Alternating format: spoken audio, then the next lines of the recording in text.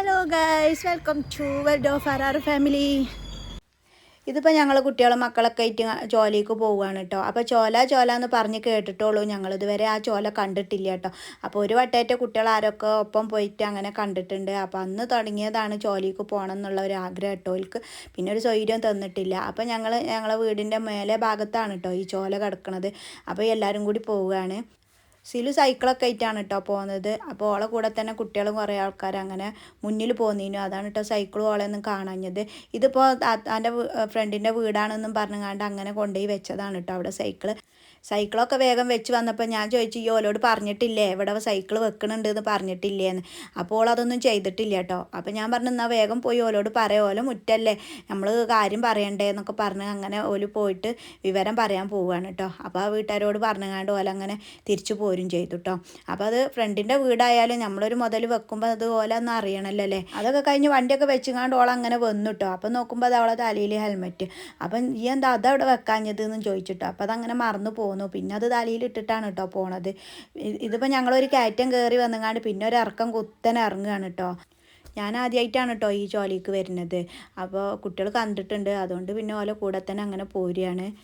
ഞാൻ പിന്നെ വലിയ കാര്യത്തിൽ വീഡിയോ ഒക്കെ എടുക്കുക, പോലെ നീന്തണതൊക്കെ വീഡിയോ എടുക്കാമെന്നൊക്കെ വിചാരിച്ചിട്ട് വലിയ സന്തോഷത്തിലായിരുന്നു കേട്ടോ. പിന്നെ ഞാൻ വിചാരിച്ച പോലെ ഒന്നും കാര്യം നടന്നില്ല കേട്ടോ. അപ്പോൾ നിങ്ങൾ കണ്ടോളി എന്താ സംഭവിച്ചതെന്ന്. ഇത് അവിടുന്ന് വരുന്ന വെള്ളമാണെന്നൊന്നും മനസ്സിലാവണില്ല കേട്ടോ. എന്നാലും നല്ല തെളിഞ്ഞ വെള്ളമൊക്കെ തന്നെയാണ്. അപ്പോൾ ഏതായാലും ഞങ്ങൾ ഏകദേശം എത്താറായിക്കൊണ്ടിരിക്കുകയാണ് കേട്ടോ.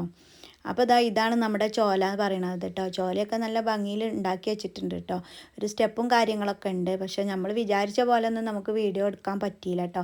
അപ്പോൾ കുറേ ആൾക്കാർ വേറെ ഉണ്ടായിരുന്നു, കുട്ടികളും മക്കളൊക്കെ ഉണ്ടായിരുന്നു കേട്ടോ. അപ്പോൾ അവർക്കൊന്നും വീഡിയോയിൽ വരാൻ താല്പര്യം ഇല്ലാത്തതുകൊണ്ട് തന്നെ പിന്നെ നമ്മളങ്ങനെ എടുക്കുന്നത് ശരിയല്ലല്ലോ. അപ്പോൾ ഏതായാലും ഞാൻ അധികം ഒന്നും വീഡിയോ എടുത്തില്ല. പിന്നെ ഞാൻ അങ്ങോട്ട് കയറുന്നതും നമ്മളെ മക്കളെ മാത്രം എടുക്കാമെന്ന് വിചാരിച്ചു കേട്ടോ. പിന്നെ നമ്മുടെ മക്കളൊക്കെ വെള്ളത്തിൽ ഇറങ്ങാനുള്ള ഒരുക്കത്തിലാണ് കേട്ടോ. അപ്പോൾ കുറേ ആൾക്കാർ പിന്നെ അവിടെ നിന്ന് കയറി പോവുകയൊക്കെ ചെയ്തു. അപ്പോൾ അവർ ഇറങ്ങാൻ വേണ്ടിയിട്ട് റെഡി ആവുകയാണ് കേട്ടോ. പക്ഷേ എന്താ, നമ്മൾ നീന്തക്കം പഠിക്കേണ്ടവർക്ക് നീന്തക്കം പഠിക്കാനുള്ള സാമഗ്രികളൊന്നും കൊണ്ടുവന്നിട്ടില്ല കേട്ടോ. അതൊക്കെ മനസ്സിലായത് അവിടെ ജോലിയിൽ നീന്താൻ വന്ന കുട്ടികളുടെ അടുത്തൊക്കെ കുപ്പിയുണ്ട്, ട്യൂബുണ്ട്, അങ്ങനെയൊക്കെയാണ് കേട്ടോ അവർ നീന്തക്കം പഠിക്കണത്. ആരെയും കൂടി ഇങ്ങനെ കുപ്പി കയറിട്ട് കെട്ടിക്കാണ്ടൊക്കെയാണ് അവർ നീന്തക്കം പഠിക്കണത് കേട്ടോ.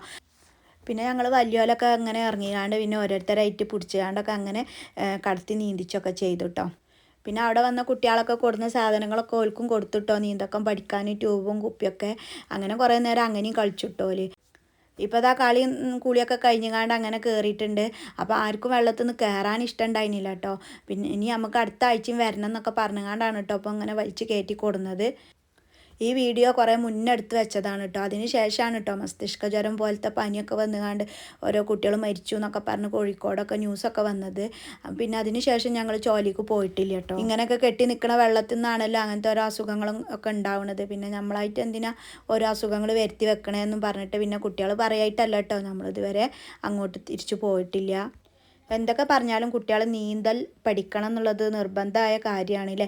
അപ്പോൾ എവിടെയെങ്കിലും അപകടങ്ങളിലൊക്കെ പെട്ട് കഴിഞ്ഞിട്ടുണ്ടെങ്കിൽ അവർക്ക് നമ്മളിത് മുൻകൂട്ടി ഇതൊക്കെ പഠിപ്പിച്ച് കൊടുക്കേണ്ട കാര്യമാണ്. പക്ഷേ നമുക്ക് അതിനുള്ള സൗകര്യങ്ങളും കാര്യങ്ങളും ഇല്ലാഞ്ഞാൽ പിന്നെ എന്ത് ചെയ്യാനല്ലേ.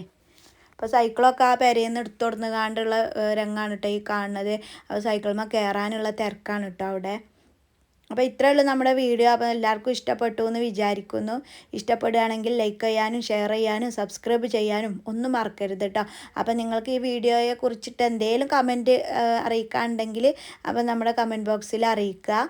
അപ്പോൾ ഇത്രയേ ഉള്ളൂ. ബായ്, അസ്സലാമു അലൈക്കും.